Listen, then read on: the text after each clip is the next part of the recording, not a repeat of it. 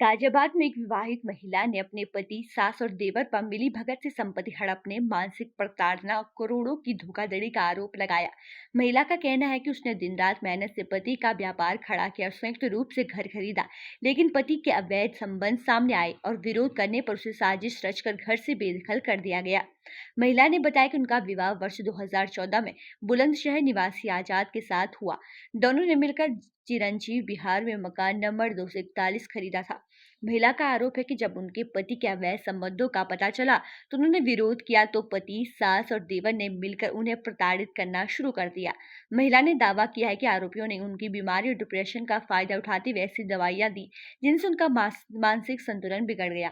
इस दौरान उन्होंने धोखे से उनके कुछ कागजों पर दस्तखत और अंगूठे के निशान लेकर और कुछ कागजों पर मेरी फर्जी हस्ताक्षर करके करोड़ों रुपए की संपत्ति अपने नाम करा ली है।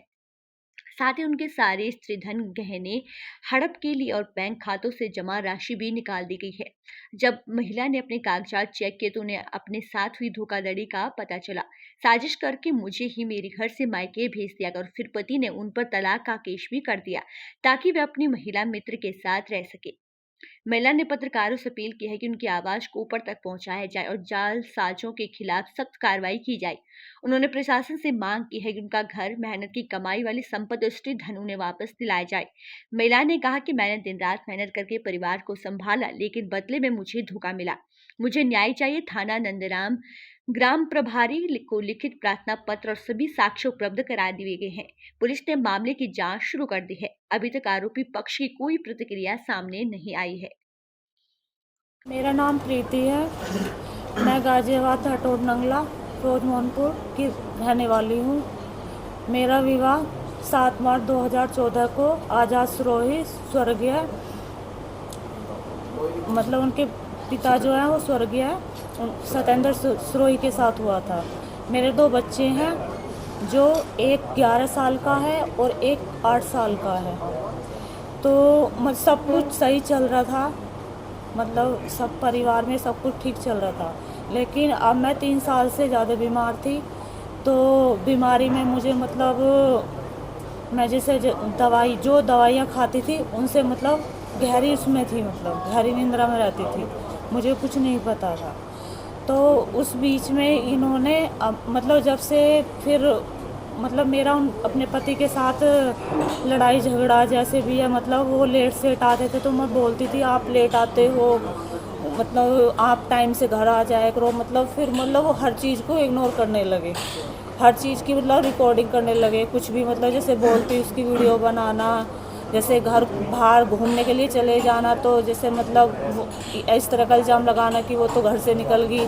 आत्महत्या के लिए भी प्रेरित वो करा गया मुझे। मारपीट तो करना ही करना, मारपीट तो हर बात पे करते थे, मेरी कुछ भी बात नहीं सुनते थे। तो देवर ने भी मुझ पे हाथ छोड़ा है, सास ने भी। और क्या नाम है, अब उन्होंने मैं जब अपने घर से आई थी 21 अप्रैल को, तो उन्होंने बोला कि 10 दिन के लिए अपने घर चली जा, ठीक हो जाएगी तो घर आ जाना। तो उसके बाद तब मैं अपने घर गई तो मैंने देखा था कि अंदर से लोग था और वहाँ पे कोई रह रहा था। तो मैंने उनसे बोला कि गेट खोल दो, मुझे अपने घर आना है। कह लगी आप कौन हो? मैं कह लगी मैं मेरा घर है, मुझे अपने घर में आना है।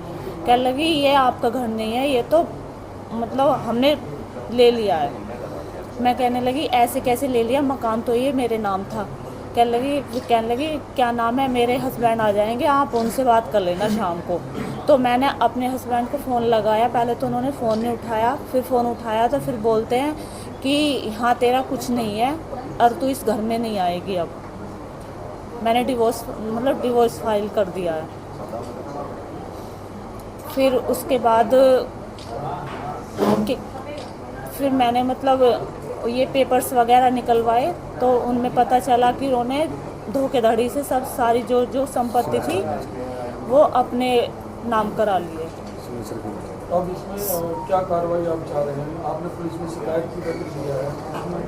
हाँ, पुलिस में शिकायत दर्ज की है। क्या उसमें लिखा है, क्या निवेदन किया आपने?